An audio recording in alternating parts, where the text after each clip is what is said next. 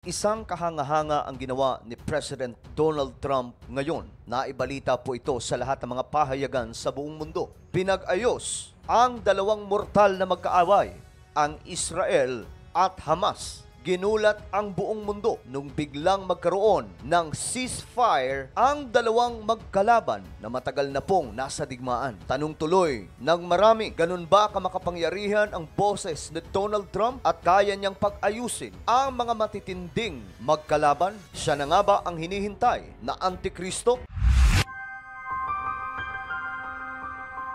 Hello, what's up mga sangka? This is me. I'm back for another vlog today. Huwag niyo pong kailimutan na i-subscribe yung ating YouTube channel. I-click ang bell at i-click niyo po yung all. At sa mga nanonood po sa Facebook, i-follow niyo po yung ating Facebook page. So today mga sangka, pag-uusapan po natin ang patungkol po dito sa matinding aksyon ni President Donald Trump na gumulat sa buong mundo. Pinagbati ni Donald Trump ang dalawang magkalaban, ang Israel at ang Palestine o Hamas. Papaano nangyari ito mga sangkay? Bakit ganun kapangyarihan ang boses ni President Donald Trump?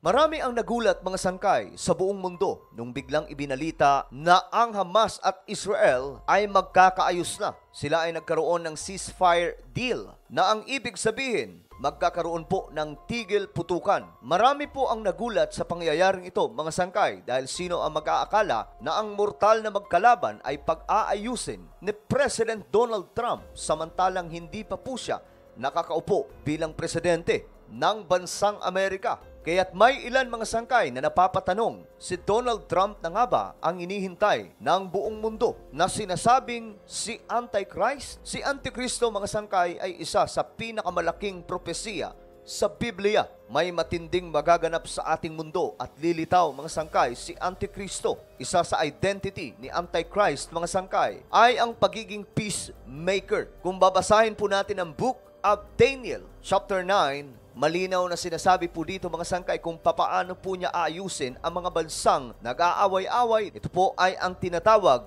na peace treaty, kung saan siya mismo ang haharap sa bansang Israel para ayusin ang lahat ng sigalot. Ayon po sa Book of Daniel, chapter 9, verse 27, ang haring ito'y gagawa ng isang matibay na kasunduan sa maraming tao sa loob ng isang linggo. Itong kasunduan na ito mga sangkay sa maraming tao ay pagbibigay kapayapaan sa lahat, lalong-lalo na po sa bansang Israel. Para po sa mga hindi nakakaalam, ang bansang Israel ay isa sa may pinakamalawak mga sangkay na karakter sa Biblia, lalong-lalo na po pagdating sa Bible prophecy. Ano nga ba ang ginagawa ni President Donald Trump na nagbibigay agam-agam ito sa maraming mga tao na baka siya nangaraw ang tinatawag na Antikristo? Maliban kay President Donald Trump mga sangkay, marami na rin po ang naging target tungkol po dito sa sinasabing paglitaw ni Antikristo. Mga kilalang pagkatao sa ating mundo, kagaya na lamang po ng Russian leader na si Vladimir Putin, Prince William, Pope Francis, former President Barack Obama at ngayon mga sangkay, si Donald Trump. Sa lahat mga sangkay na nabanggit natin, ang pinakamatunog ngayong pangalan ay ang pangalan ni President Trump. Ang taong ito kasi ay naiiba sa lahat ng mga naging pangulo ng bansang Amerika.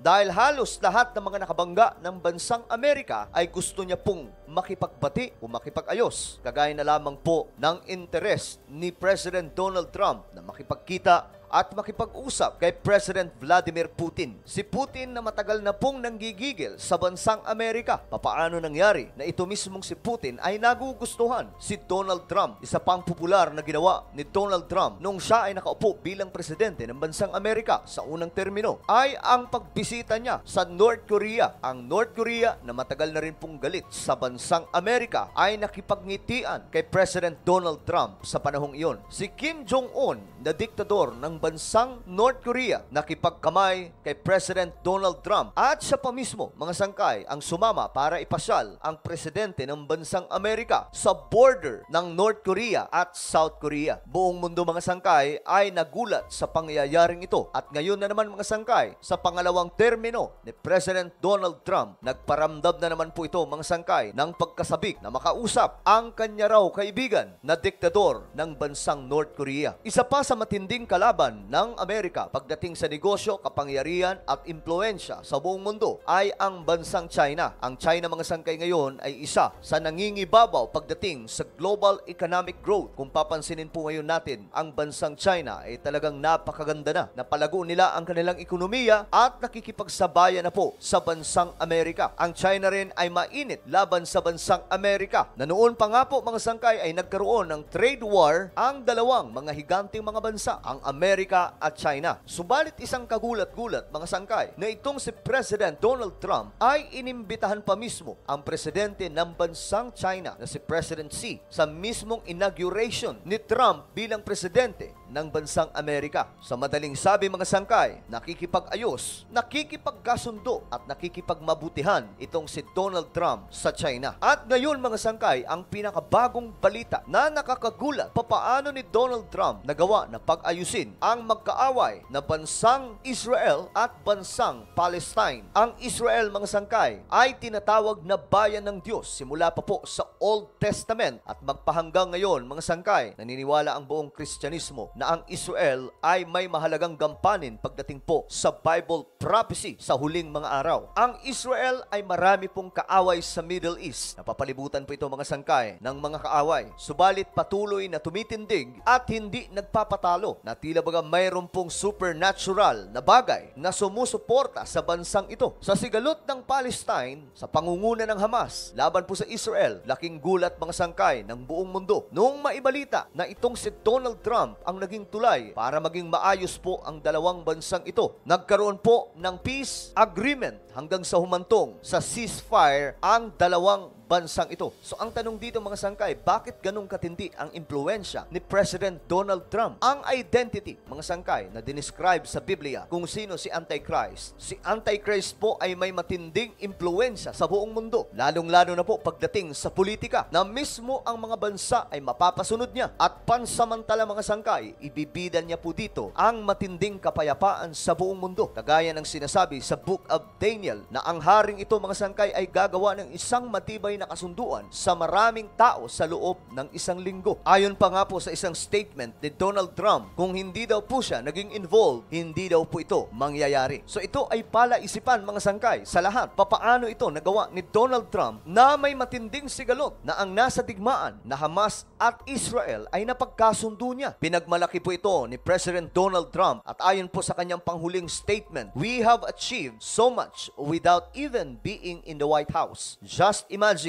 all of the wonderful things that will happen when I return to the White House. And my administration is fully confirmed so they can secure more victories for the United States." Binida niya kaagad dito mga sangkay na nagawa niya daw po ito kahit hindi pa siya nakaupo sa White House. Na ang ibig sabihin, ganun po kalakas ang impluensya ni Donald Trump sa buong mundo kahit pa po sa mga kaaway nilang mga bansa. So si Donald Trump na nga ba ang sinasabing Antichrist? Ang identity po ni Antichrist ay dinescribe sa Biblia na isang makapangyarihang leader na kakalabanin si Jesus Christ at papalitan niya mga sangkay ang ating Panginoong Jesucristo. Yan po mismo mga sangkay ang mangyayari na nakasulat po sa Biblia. Sa Book of Daniel chapter 9 verse 27, kung babasahin po natin, sinasabi po dito, ang haring ito ay gagawa ng isang matibay na kasunduan sa maraming tao sa loob ng isang linggo. Pagkaraan ng kalahating linggo, patitigilin niya ang paghahandog, ilalagay niya sa itaas ng templo ang kasuklam-suklam na kalapastanganan. Mananatili ito roon hanggang sa wakasan ng Diyos ang naglagay nito. Mangyayari ito mga sangkay sa 7 years tribulation. Ayon po sa Biblia, ang peace treaty na gagawin ni Antichrist mga sangkay sa Israel ay babawiin niya pagkatapos daw po ng kalahating linggo. Ito po ay dinidescribe ng mga Bible scholars na 3.5 years. At pagkatapos niyan mga sangkay, ilalagay na po niya ang kanyang sarili sa templo ng bansang Israel. Subalit mga sangkay, ang palaisipan dito, ang identity ni President Donald Trump, siya po ay sumusuporta sa kung ano ang mga turo sa Biblia sa bansang Amerika. At ngayon nga po mga sangkay, isa sa mga matitinding ginagawa niya, binabalik niya po ang pananampalataya ng lahat ng tao sa bansang Amerika sa Diyos. Ibinida niya rin po nakaraan lamang mga sangkay ang Biblia na dapat daw po ito ang sinusunod ng lahat ng mga Amerikano at itinuturo sa mga eskwelahan. Ibabalik din po niya ang Bible study sa loob ng White House. aalisin niya mga sangkay ang anumang gawaing labag sa kautusan ng ating Panginoon. At isa pa nga po sa mabigat na kanyang sinabi, natatanggalan niya po ng karapatan ng LGBT sa mga gawain na hindi dapat sila ang gumagawa. Itong aksyon daw na ito mga sangkay ay para lamang masunod kung ano po ang kalooban ng Diyos na nakasulat sa salita ng Diyos. So medyo naiiba ito mga sangkay ng kaunti sa identity ng tunay na Antichrist na lalabas in the future. Dahil si Antichrist, bagamat magbibigay po siya ng pansamantalang kapayapaan sa buong mundo, lulukuhin niya po dito mga sangkay ang Israel at sasabihin siya na ang Mesaya na matagal na po nilang hinihintay. Siya po ay o-oppose sa ating Panginoong Hesus. Well, hindi pa rin po lumalabas si Antichrist hanggang ngayon mga sangkay at palaisipan ito sa buong mundo kung sino nga ba,